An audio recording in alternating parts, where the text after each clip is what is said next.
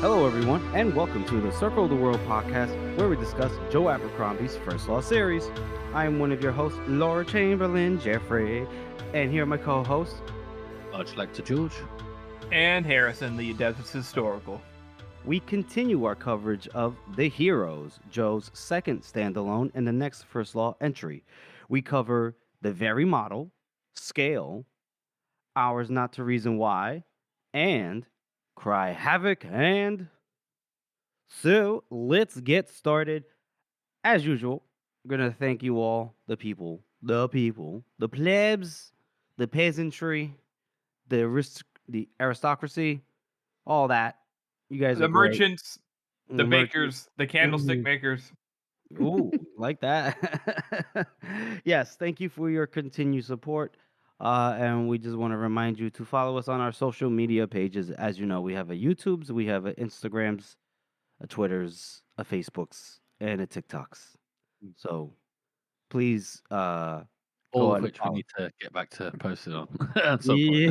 yeah, actually, very true. I am back. I am completely done from my my traveling for work schedule, and my apparent last minute traveling for pleasure thing. So your boy is back at it this week. As long as nothing happens in life, we should be back at it. Yeah, barring any unforeseen happenstances. But let's go ahead and let's just jump right into it since we got 4 chapters to cover. Now, granted, these aren't long chapters, thankfully. So we'll start off with the very model. Now, here we start off from our perspective. Our boy, Gorst, Bremerdan Gorst. Boy. Now, he's not starting off this one with a letter, unfortunately. However, we see that he's riding with General Jallenhorm and his retinue. They have crossed the little river stream to go towards the heroes, right? And Jallenhorm is very enthusiastic, but perhaps a little erratic, maybe a little overwhelmed. But like he means, like, it's hard to be mad at him because he means well. He's like, yes, a general should lead from his headquarters should be in the saddle, and then he's like, we gotta clear the road and move the men up. We must keep moving and come on towards Carleon, towards victory. You know, they're just walking, and all the men are just like, yeah, all right. We've been walking for like 8 hours now, guys. It's kind of like whenever you have good affectations, it's great to hear it from your boss. But whenever the boss does it all the time, they start to sound disingenuous and like they don't know what they're doing, like they're trying to compensate. And unfortunately, Jallenhorm is a victim of that. Yeah, and it's funny, he can't keep his attention on one thing for too long sometimes. You know, he goes like, on the right, of course, to one guy, then somebody else. He goes, tell him not to worry. Worrying solves nothing. And then he yells at somebody else, move them up. And then he goes, mutton, steak, beef, whatever. We have more important business. And then he goes, by the way, Colonel Gores, this view, fucking impeccable, isn't it? I love that we get the sense of confusion as well because we have no idea what Jallenhorm is talking about, or to who, or why. It's just like completely random fucking statements. And as good life advice as it may be, you know, don't worry about stuff. Well, in a war, maybe do worry a little bit, you know. Yeah. And they get to the heroes, and we see this even further when one guy, a messenger, comes up to General Jallenhorm, and he goes, he says that Major Calf is at the old bridge with 2 companies of the 14th. Should he push forward to a nearby farm and establish a perimeter? And then he doesn't even let him finish. He goes, absolutely, forward. We need to make room. Where are the rest of his companies? And then the guy's already left. He's asking, like, where's the rest of the 14th? And then no one really said anything. One guy's like, oh, maybe stuck in Adween. I don't know. It's been obviously a lot of confusion on the narrow march. And then somebody else comes up to him, it's a Jallenhorm, and goes, Sir, Colonel Winkler wishes to know whether he should turn the residents of Ostrong out of their houses and garrison. Jallenhorm interrupts this guy, goes, no, turn them out. No. The guy goes, okay. And then Jallenhorm goes, wait. Yes, turn them out. Garrison the houses. Wait. No. Wait. Fuck. Hearts and minds, Colonel Gorst. hearts and minds, right? What do you think? What do you think? And then Gorse, his internal perspective, we see that I'll just read what he says. Yeah. Because then I think it's gonna be a very astute, objective look at Jallenhorm, and we'll see that Gorse doesn't have he doesn't have like a malevolent viewpoint of him. It's just very honest. He says that I think your close friendship with the king has caused you to be promoted far beyond the rank at which you were most effective. I think you would have made an excellent lieutenant, a passable captain, a mediocre major, and a dismal colonel. But as a general, you are a liability. I think you know this and have no confidence, which makes you behave, paradoxically, as if you have far too much. I think you make decisions with little thought, abandon some with none, and stick furiously to others against all argument, thinking that to change your mind would be to show weakness. I think you fuss with details better left to subordinates, fearing to tackle the larger issues. And that makes your subordinates smother you with decisions on every trifle, which you then bungle. I think you are a decent, honest, courageous man, and I think you are a fool. That's what he says internally, and what he says out loud, he just says hearts and minds. Joe's, Go ahead, George. No, George. I was going to say it's good to say the hearts and minds thing. There's loads of war references in general in this book, and hearts and minds obviously is referencing Vietnam, the famous speech by Lyndon B. Johnson. And winning the hearts and minds of the people of the North seems to be on on Jallenhorm's mind. I really liked how there's several points where people's role in leadership, in both in this book and inside of Joe's future books, and even inside the First Law original trilogy, where certain people in certain positions are great at one thing and terrible at others, and it fits so well. Some people are just made to be a certain way. Not everybody's meant to lead. I like how he gives credit where credit's due. Jallenhorm's a good man, and he's courageous, and he would be really good at lower ranks, but he is so ill-equipped for this. And this gave me like work PTSD reading this. This is exactly how managers are, like a bad ones, immediately they post over every single tiny detail. So that makes you feel like you have to bring every single detail to them, and then they get annoyed at you for bringing every detail to them. And then they always they'll pass off some things and then double down on others, and it's such a perfect representation of that. Absolutely.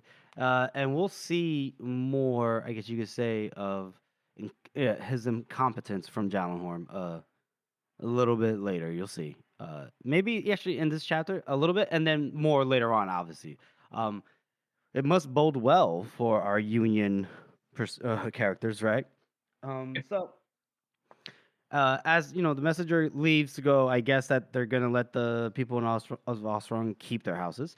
They could keep riding to the heroes. They get there, and it's a great view. But obviously, he feels that Jallenhorm's like upset that they're not moving fast enough.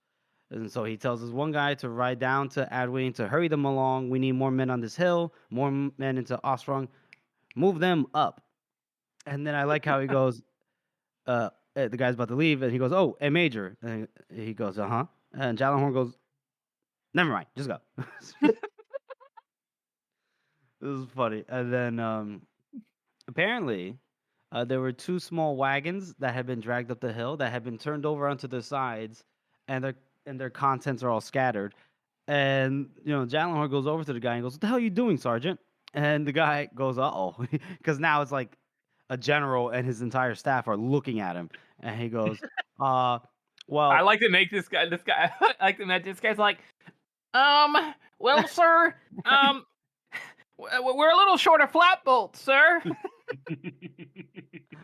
And Jallenhorm goes, and it seems our ammunition was considered very important by those packed with the supplies. Naturally. So it was packed first. First. Yes, sir. Meaning on the bottom, sir. The bottom? Sir. Good one, boys. Good one. Great one. And then, as usual, Jallenhorm just immediately gets distracted again. By somebody else. No solutions. He's just made this poor guy shit himself for no reason. And the guy that comes and distracts Jallenhorm is Colonel Wetterlant. And he tells him that most of the Six is up there now, though lacking a good deal of their equipment. Makes sense. They got one battalion of the Rostad regiment as well. Which Though is what from happened? Clan, by the way, for those Uh-huh. who do not know. Mm-hmm. He says whatever happened to their commanding officer is anyone's guess. Somebody, they go, oh, I think he has the gout. Whatever. And so what I about like how you say that like you just get gout. It's not like something that builds up over many, many years. whatever. Then he immediately gets distracted again. He looks over. He's like, "Is that a grave?" Oh And yeah, then, it's fucking Great's grave, isn't it? As well. yes. And then the colonel like looks at it, like he's in the middle of speaking, and he's like, well, I suppose." And then he goes, "Any sign of Northmen?" It's like completely. He's like, "What?" Yeah, I know. So Wetterland thinks that maybe few of his men had seen movement, but nothing concrete that they could say for certain. Um, then they talk about what was left behind the heroes, which he means the Hardbread's crew that had died in the battle with Curtin and Craw. And apparently these were from yesterday. Some of the Dogman scouts. And then Jallenhorn even asked, like, "What about the horse?" I really couldn't say whose horse that is. I thought that was funny. And then the Jallenhorn is nervous because he's thinking that there could be 10 Northerners out there or 10,000. So they gotta be very careful. They can't underestimate Black Dow. He talks to Gorse. He goes, "I was at the Cumnor, where Prince Ladislaw was killed. Well, the day before the battle, I was there actually, but still, dark day." Close enough. Can't be having another one of those, sir. And Gorse just goes like, "No, sir." After thinking, I strongly suggest you resign your commission. Right, if you don't want to have another one of those.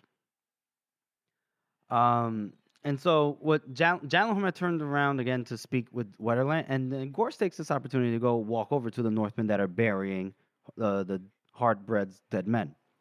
He introduces himself, a little confused, like, "Oh shit, this guy speaks Northern. Great." And he says his name is Hardbread, so we see Hardbread again. We see another guy, a tall guy with a red bird on his shield. Interesting. Might be a little callback, maybe. Because I don't think he says his name here. Yeah, no, he doesn't, so I'm not going to say it. I know, but I mean, like, Oh, come wait. on. He's got a red bird on his shield. Red bird. And so, Harbert explains that, they fought against a guy named Curtin and Craw. They had the numbers, but they lost because of the ground. And then he was like, "That and wearing of bleh." And Gorse is like, "Who?" And then the one with the red bird on the shield goes, "Some fucking hero.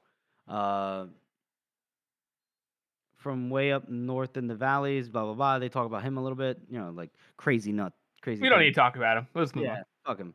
So then... Actually, wait, isn't it real quick? George, feel free to cut this out, if anything. Isn't the guy with the red bird, isn't that the guy that was with Harbread earlier? Yeah, it's got to be Red Crow, isn't it? I hate you guys. No, it's not Red Crow. Actually, no, because Red Hat. Red Hat. No. Red Hat's later. Red Spoiler, Hat's later, but Red yeah. Hat's later. No, cut Red this out. Hat's with Dogman. Red Hat's with Dog. Oh, so this is Red Crow. Oh, stop getting your reds mixed up, Yeah. Jeffrey. We're supposed to be professional here. There's Red Crow and Red Hat. I'm sorry, man. It's been a long weekend. George, cut that out. All right, I'll continue on. No. Keep it. I'm not cutting that out. It's funny. Fuck. All right. Yeah. So then now Gorse asks him a pointed question, and he's smart for asking these guys. He goes, "Do you think Black Dow and his men are near?" And he goes, "Yeah, I guess so." And he goes, "Why?" He goes, "Well, because Craw fought against the odds, and he's not a man to fight over nothing. So Black Dow wanted this hill, so doesn't feel like they're gonna just leave this place alone." And so Gorse is like, "All right, that's all I need to know." And he goes back to Jallenhorn and he goes, "Sir, the scouts think Black Dow might be nearby." And Jallenhorn's not even really listening. He goes, "I hope he is. Anyway, the crossings are in our hands. Take control of all 3 crossings. That's our first objective." I thought there were 4 crossings. And at this point, that guy that says that is a young lieutenant. And he said it at the moment where all the hullabaloo, as the one time I confused George with, died down. So now everybody heard him say this. And they all just stare at him. And Jallenhorn is like, "What are you talking about, 4? There's the old bridge to the west, the bridge in Ostrung, and the shallows where we made the passage. 3. I like it. I like how he's like proper like waving his fingers at his head like 3. Yeah. And then the young man, he's all nervous, right? Harrison, did you want to do him? The poor kid. He's like, one of the scouts told me there is a path through the bog, sir, further west of the old bridge. Jallenhorn's just confused. Like he squints over to the west, like he can see. It's like a path through the bogs, like a secret way. To the west, you say? Mhm.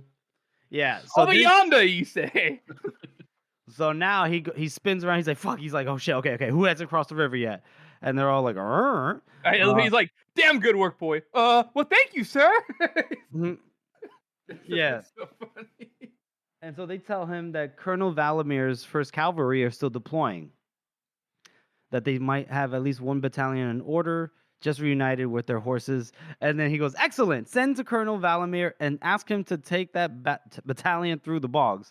And then a couple are kind of like nervous, and one's like, "A whole battalion? Is this path suitable for?"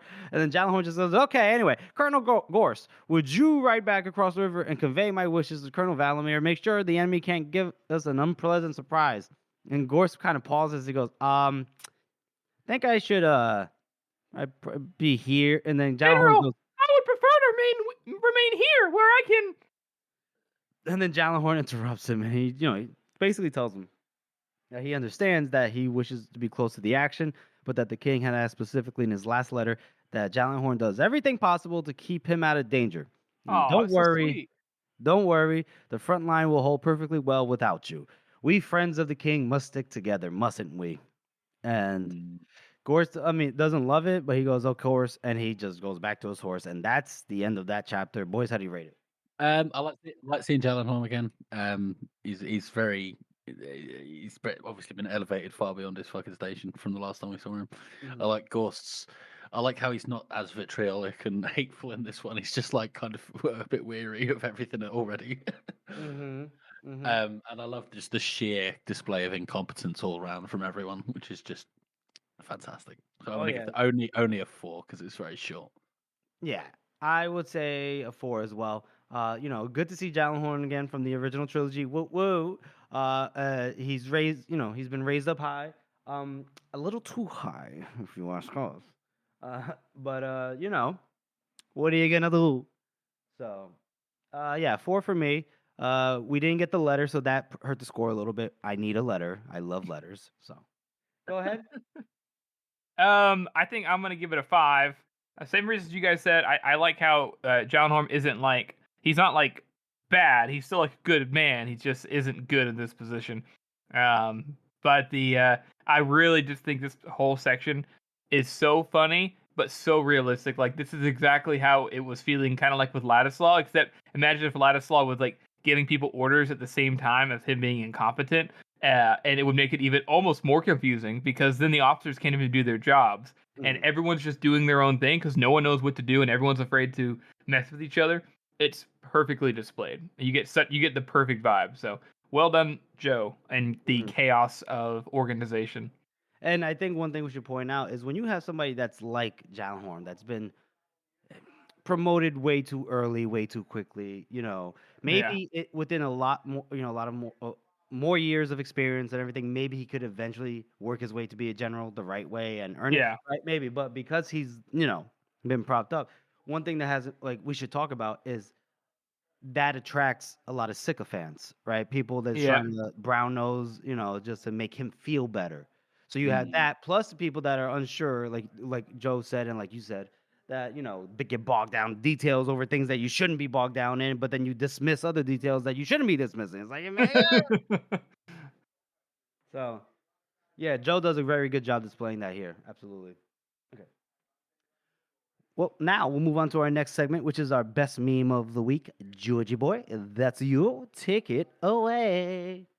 So this past week was the first week of the Spaceman's or the House of the Remakers meme in every chapter for the heroes, and obviously there's a little bit of a different format this time. So 3 chapters up for the week, and you can just post whatever you want for that week, which is I think it's a much better way of doing it, so that everyone can kind of join in and see what's going on. So for this week, we've got our good old friend the Bloody Niner. Whoa.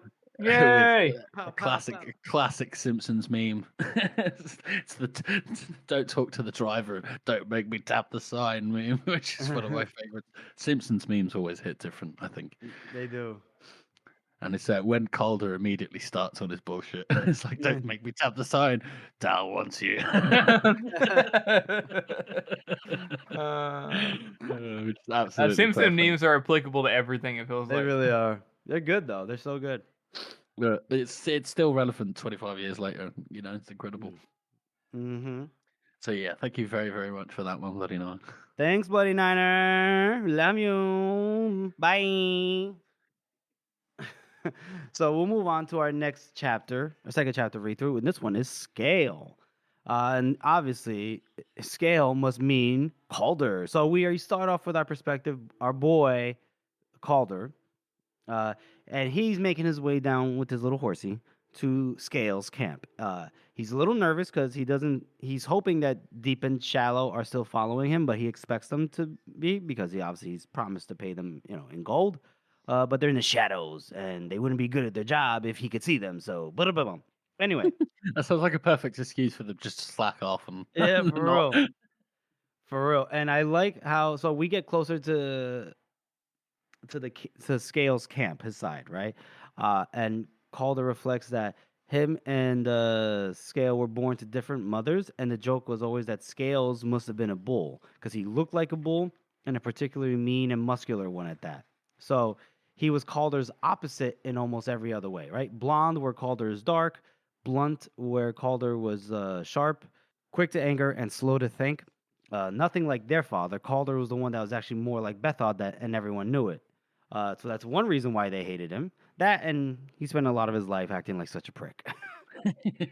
I do like how Calder is kind of self-aware. Yeah, he is self-aware. He's just, he obviously with time, right, and time and age. And Scale sees him coming over, right, and this guy is armed to the nines. He's armored to the nines. This guy, he's ready, but then he goes and he just embraces Calder in like a fucking bear hug. And he's like, "What's up, man? Loves you. How you doing, buddy?" And apparently, like, it was Calder, even though he can't breathe, it made him so suddenly happy to have someone on his side. He almost wanted to cry, which is like very, endearing, and we can understand that, right? Yeah. And so talks about, it's good to see you back. And then so we see that there's Pale of Snow there and White Eye Hansel. And if we remember, folks, these two were from the original trilogy, especially White Eye Hansel, emissary from the north with Fenris the Feared. Was Pale of Snow an emissary as well? Scene. No, Pale of Snow is only really mentioned, and it's mentioned that he's one of Bethod's, like he's like his right hand man, is like his second. Right, and we really saw Pale of Snow really in Last Argument of Kings when him and White Eye went up to the Battle of the High Places, the Valley, to try to reason and negotiate with them. Anyway, so he sees them there, and then sees some other named men, but he's not really, he's not giving us the name. So Scale has a bandage on his head from some recent fighting. Anyway, and then he mentions like, "Oh, well, you have a wound on yourself too, on your lips." And he goes, "Yeah, well, that's because Broad Tenways tried to have me killed." Scale's like, "Oh." The bit the way he does this in the books, in the audiobook, is it's like, what? Yeah, and so Calder explains it to him a little bit. Calder, he goes, "Yeah, he sent 3 men after me to call Ricci's camp, but Deep and Shallow were looking out, And so he says that Scale was moving fast from bafflement to fury, his two favorite emotions, and never much of a gap between the two," which is fun. So then Scale kind of gets really mad at this. He starts punching in trees. "I'll kill that rotten bastard. I'll fucking kill him." And then Calder's trying to like, "Let's, shut up. No, just kill him. Let's just kill him." And he's, we can't just go around killing important people. I mean, he goes, "Yeah, well, he tried to kill you. Look, I'm a special case. Half the North wants me dead. More like 3/4 probably. And there's no proof. It's just politics, all that stuff." So it's like, fuck politics and shit on the balance. yeah, and can we just fight? And then Calder's just like, "Oh my god, look, there'll be a time to fight for now, but for now we need to tread carefully. We're short on allies." He says that he spoke to Ricci and he won't move against him, but he also won't move for him. So there's just some discussion here, and then he says like he basically implies that Dow's behind it, and Scale goes, "What?" And he goes, "How could he not be?" Anyway, Ricci had it from Dow's own mouth that he wants him dead. So that's what Ricci says. And Scale goes, "I hadn't heard that, but it doesn't make sense. He had you hostage. Why let you come back?" And apparently, the logic we saw this before is that he hopes that Calder will start plotting, and then he'll be able to bring it all out and hang him nice and fair.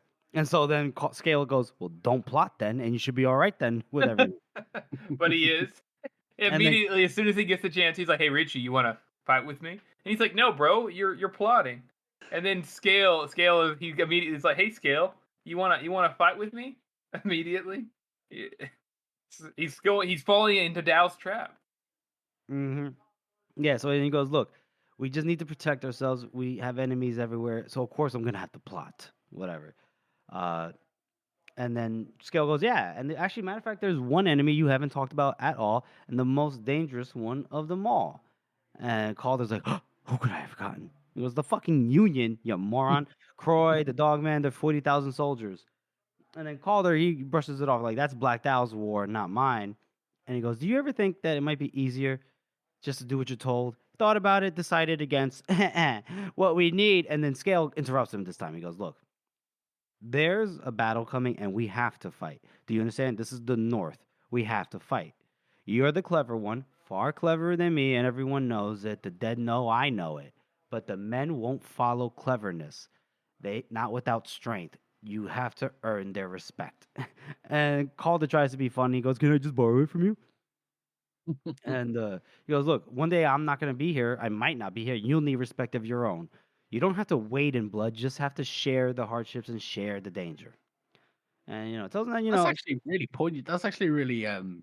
intelligent coming from Scale. Like you literally can't borrow respect from somebody else. You can't just turn around and go, "Well, they said that you've got to respect me." Like it doesn't work like that. Yeah, no, no. And he tells them that fear is good. That their father was scared every day of his life, and it kept him sharp.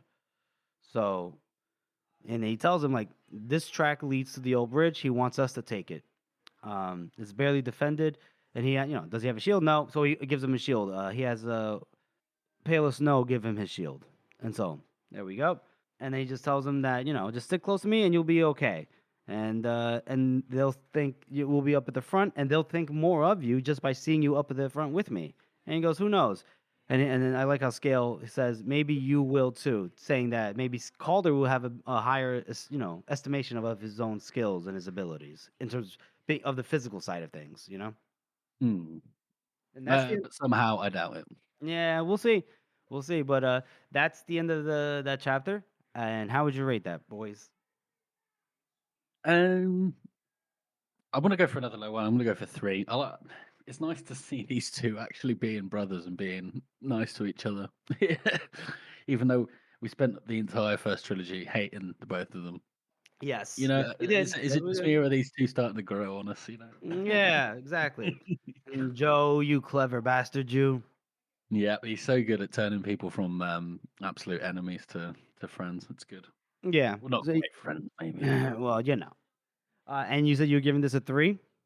Well, thank you for that, Georgie boy. So I'll rate it 3 and a knuckle. Again, short chapter, but what I do like about these chapters, again, they are short. So, and again, these chapters, these scores don't mean just because they're low doesn't mean that we think they're garbage. It's just that there's not a lot of like plot movement maybe, but we do get character development. We see like that relationship between Scale and Calder that George you pointed out.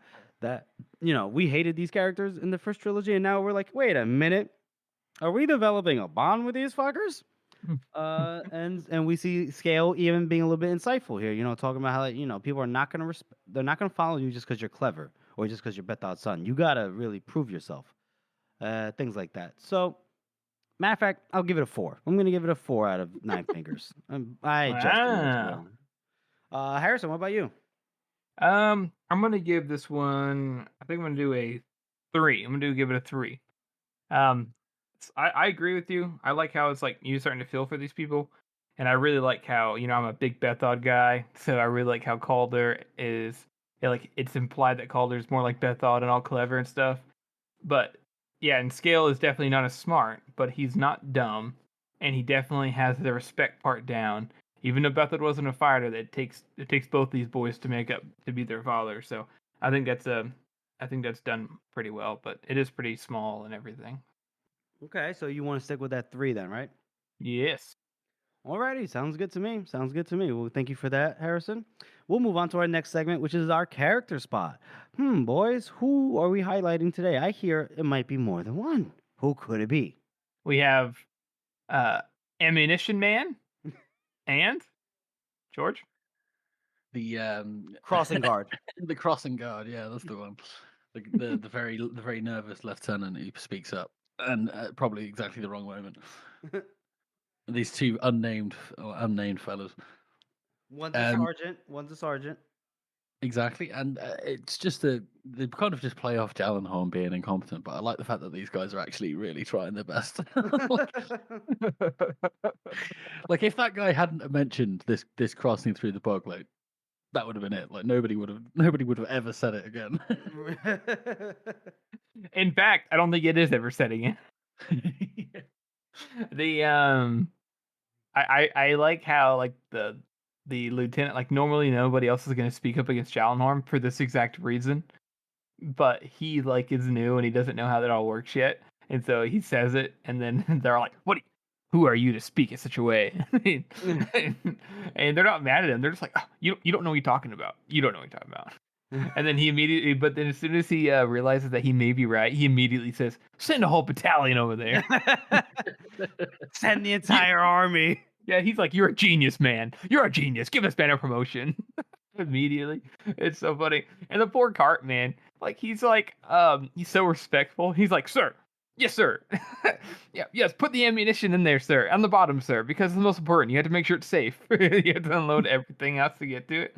It's so funny. But it does make you wonder, what is the correct way to load a cart? I don't know. Yeah, maybe, yeah, exactly right, gentlemen. It's not that easy. This sergeant's actually doing a good job. At least he has priorities, all right? Mm-hmm. Maybe you have some ammo near the top so it's easier to get to if you need it quickly. And then, the rest may be buried. You know what? I don't even know. Yeah, see, that's what I'm saying. Like everyone, it's implied that this guy's being stupid. But does Joe even know how to properly organize a cart? I don't think so. He didn't. He wasn't even the one that packed it. He's unpacking it, but he goes, "Fuck!" They packed it like, "Oh shit." Remember he didn't pack it. You're right. He didn't. Well, whoever packed it was obviously a genius. Genius. But it does just go to show, doesn't it, like how complicated the logistics are. Oh yeah. That the guy who's done this doesn't understand what the problems are that he has to plan for. That it's probably a couple of weeks in advance. It's like 100 miles away, and it's just like, well, how the fuck do you plan for that? Yeah, and then you already know that the sergeant's like, oh my god, General Marshall West is so good at this shit. This organization. Yeah. What are we doing? And then you also have to think about they did come from somewhere else. Like you said, it might have taken them a week or whatever to get, but a few days actually. A few days, like after they got the orders from Baez to move on over there. So maybe they packed like how some of us do on long trips. Like originally, you start off really organized, and then each day that passes, you kind of start shoving everything into the bag. Yeah, that's true. And another thing probably should point out is because of because Gyllenhaal's incompetence, not only with his own self, but obviously probably with staffing, he wasn't made aware of this fourth crossing in advance. Yeah. So now he's haphazardly sending people there. You know what I mean? Like that's important. Especially when it's part and parcel of logistics, right? Yes. But yeah, so now Gyllenhaal has to fly by the seat of his pants, which is apparently what he loves to do, but is also really bad at. So props to you, Lieutenant and Sergeant. You guys are trying your best and just doing your part. Just know that you are appreciated and seen by us. We see you. We see you at the Circle of the World podcast. That's right. So now we'll move on to our third chapter read through and the ramifications of the lieutenant here. we start. This is ours, not to reason why, and this we start off Just from the before you perspective. move on, Jeffrey, do you know where that comes from? That line? Ours, not It to comes from reason a, why. a poem. Yes, it's the Charge of the Light Brigade, which is about the Battle of Balaclava. And it's actually it's quite poignant because the not going to read the whole thing obviously, but the three lines are: "There's not to make reply, there's not to reason why, there's but to do and die." Hmm. Yeah. I had no clue. Again, That's cool. more excellent war references from Joe. Oh yeah, absolutely. I came across that poem when I watched Saving Private Ryan for the first time. Ah, yeah, isn't it? Shit. Yeah. They talk about it when they're walking after they took D-Day to go to that first French town, and then that corporal, whatever the fucking smart aleck, but pussy. Anyway, he talked about it. Anyway, so we start off from the perspective of ours, not to reason why, with Tunny, Corporal Tunny. And he is lovingly brushing his horse. He loves this, this beautiful horsey. And Forrest is like, man, you just love it, don't you? And yep.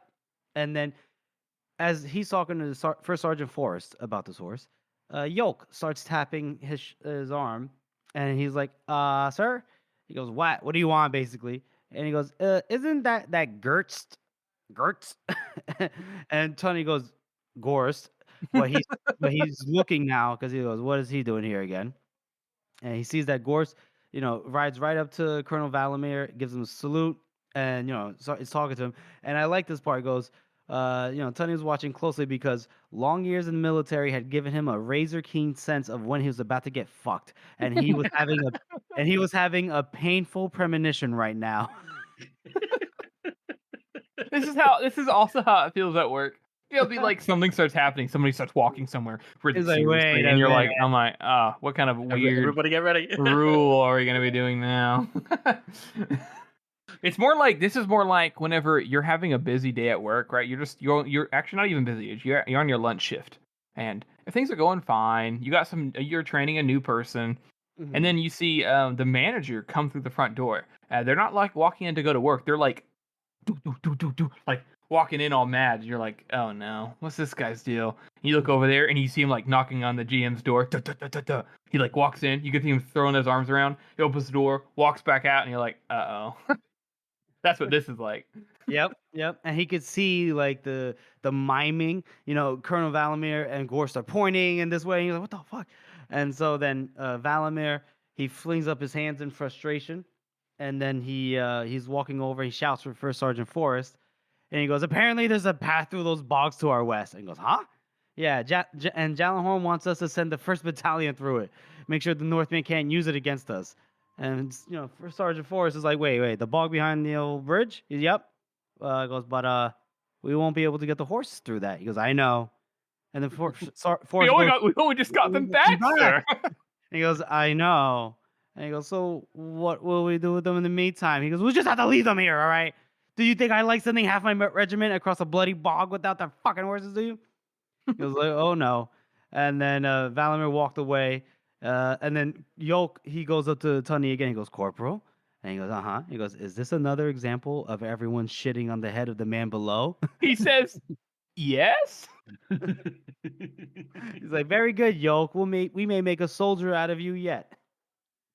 And so he goes, he tells them, I guess they all heard it anyway, but he's like, seems the 1st Battalion has a mission. And Tunny goes, marvelous. Oh, and then tells them the mission that they have to leave the horses here and cross the bog. And and he goes, oh, great. The whole battalion goes, how many men are in the battalion? And it's like about 500 when we left Adjua. Currently 400, give or take. And he goes, 400 men across a bog? And then I like how Worth is like, what sort of bog is it? And then Yolk is like, what the fuck? It's a bloody bog, massive load of mud. What other kind of bog would it be? And I like how I like how everyone except Jallenhorn seems to realize that it's a bad idea to march that many people across a bog. mm-hmm. And then Leader Ligon goes, wait a minute, but this is stupid. And then Tunny goes, oh my god. He basically explains this like part. He goes, You think of how stupid people are most of the time. Old men are drunk, women at a village fair, boys throwing stones at birds, right? Life. Now, the foolishness and vanity, the selfishness and the waste, the pettiness, the silliness. Now, you think in a war, it must be different. It must be better. With death around the corner, men united against hardship, the cunning of the enemy, people must think harder, faster, be better, be heroic. Only, it's just the same. Matter of fact, because of all that pressure and worry and fear, it's actually worse. There aren't many men who think clearest when the stakes are highest. So people are even stupider in a war than the rest of the time, thinking about how they'll dodge the blame or grab the glory or save their skins rather than about what will actually work. There's no job that forgives stupidity more than soldiering, no job that encourages it more. That's a great line about soldiering. It's so good, and also such a good line that such a good theme and meaning for the whole book, and something that Joe reuses multiple times for people in different positions in the military later on too. It's excellently written, but it's made even better by the fact that he is looking at his recruits like, haha, I've said my part, and then they all just are like, they're all staring back horrified, except for obviously Yoke, straining on his tiptoes to get his spear down from the horse, perhaps the largest in the regiment. Which I love. He goes, never mind, this bog won't cross itself. Uh-huh. Yeah. And then we basically end the chapter with him telling the horsey, well, old girl, guess you'll have to manage a little longer without me.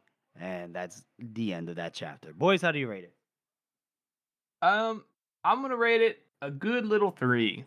I think I like Tenny's quote. I think I love these chapters with this little group is so hilarious to me. I'm always laughing on these books, so I really like it. 3 out of 9. It's very short though. Mm-hmm. George? Yeah, I'm gonna go with a 3 as well. Like you said, Harrison, these guys are fucking hilarious, and I like to see the way that everything kind of interconnects in this, because obviously we've just left Gyllenhaal with Gorse's perspective, and then we see Tony's perspective with Gorse riding up to give Gyllenhaal's orders, and the way that that's just kind of everything links together just makes this book flow so well. Mm-hmm. Yeah. Absolutely. I'm going to go ahead and give it a 2 and a knuckle because of the length. Because of the length. It's it's literally like a page, if that. It's probably Listen, one of Joe's shortest chapters. Jeff, not all of us are packing length, okay? I need you to stop using it as a metric, okay? Oh my God. Anywho, gonna gloss right over that one. Yeah. So, yeah, just really short, but love seeing Tunny and like you talked about Harrison, the squad. Just it's the hilarity. Love it. He goes the fact where he goes, I have a keen sense of when I'm gonna get fucked, and I have a certain feeling right now. So I just love it. It was great. So we'll move on to our next segment, which is our community interaction segment. Boys, you want to take this one away? Yeah, our main thing is that we want to point out is right now is that on House of the Meme Maker, Cersei Span is hosting a meme every chapter for the heroes, and that is still going on right now in conjunction with our book reading through, which he always tries to do for us. So if you are listening, it might be fun to jump on there, look at some funny memes, and maybe contribute yourself. There are always openings because this is a long book with a lot of chapters. So we would post ourselves, but we can't. Yeah. We can't even tell you who's been posting on our behalf as well. So. Yeah. Wink, wink. Anywho, so wasn't there something else? Yeah, I was just gonna say. Again, because we can't post on Reddit or anything, it's a little bit harder to get out there with the reach and everything. So, again, just email us, leave a comment on Spotify if you need, or want to chat, you want to join the Discord, whatever. We're Circle of the World podcast @gmail.com. Shoot us an email. Yep. Thank you, and please do so because we love to hear from you and we love to interact with you, and we will be doing that currently if we still had access to a certain site. You're never gonna let me live that down, are you? No. But it's great. It's hilarious. It's a great story. I called for the death of all pedophiles, and apparently I got banned. Oh God! Oh, I pissed wow. off the pedophiles. But since we're already there, we do stand by that statement. Yeah, fuck you, pedophiles. Die. Actually, you might. I don't know if you want to delete that, George. I don't care. But you have my blessing. You know what? No, leave it in. Fuck. Anyway, so yeah, now we'll move on to our fourth and final chapter read through. Cry Havoc and Ellipsis. And the final of the 3 quotes. Go on, Jeff. No, go ahead. Go ahead.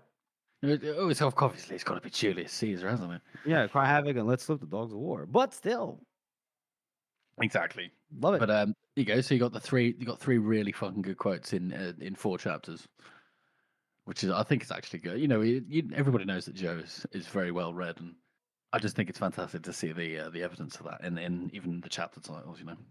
Mhm. Yeah. Absolutely, absolutely. So this one, we start off with the perspective of our boy Kerndon Craw. He has come back, and he comes back to his dozen to see that Scory is out here being a barber, just giving haircuts left and right. So they're like, "Hey, Chief, you're alive. How's it going?" He's like, "Yep, I'm alive. Yep. Dow didn't kill me." He goes, "So what's going on?" I get the feeling that Dow's ready to start doing something. Like we're ready to go. And he goes, "Yep, yes, he is." And he tells them the plan, right?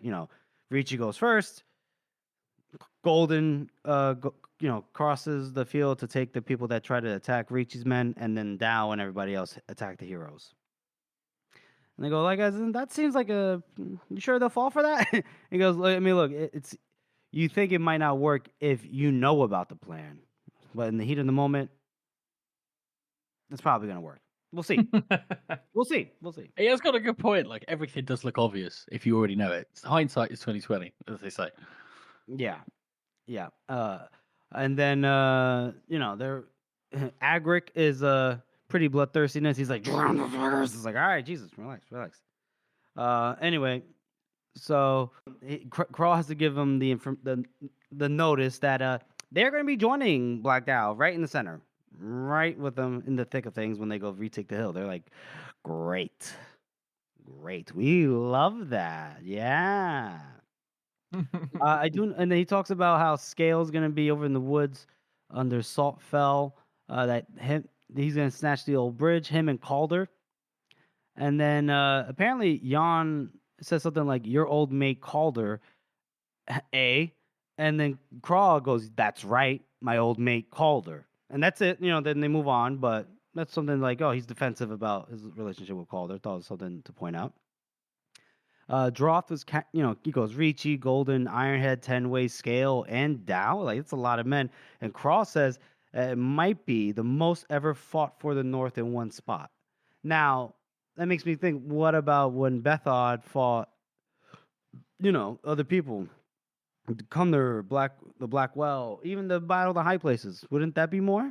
Or is he talking about fighting united under the North against one common enemy at one time? I mean, he does say for the North. That's true. Mostly for the North.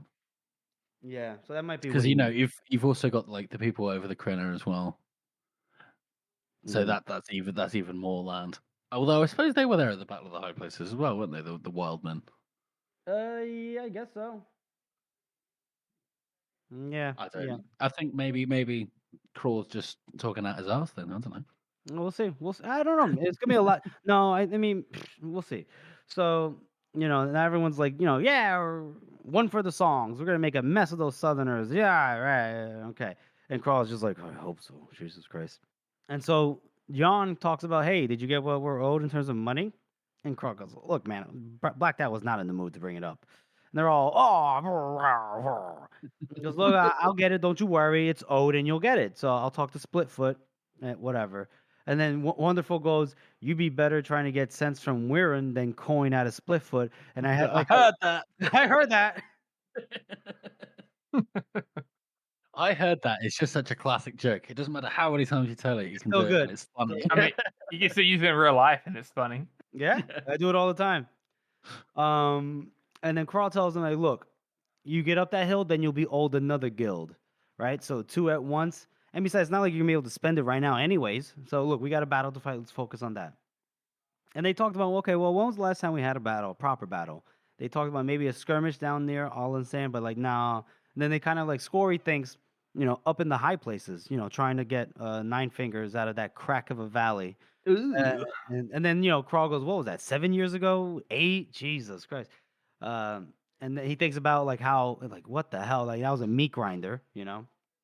And so then he looks around, and then he sees that Black Dow himself is, they're in the woods with him, and he's on one knee, with split footed and Shivers and his other Carls, and he's just straight up, in his fighting gear, and he goes, "Retro," and so, now I guess they're all getting ready, and he tells his crew like, nobody get killed, eh?